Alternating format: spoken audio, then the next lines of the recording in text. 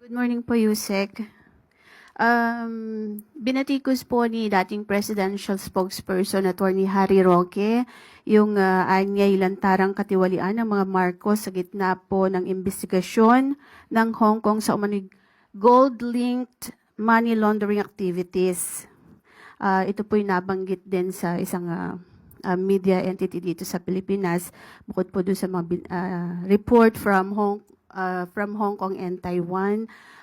Nakarating na po ba ito sa kaalaman ng Pangulo? Ano po yung kanyang reaction kaugnay nitong panibagong allegation po na ito? Wala pong katotohanan. Yun lang po. So you categorically deny po ito? Walang katotohanan.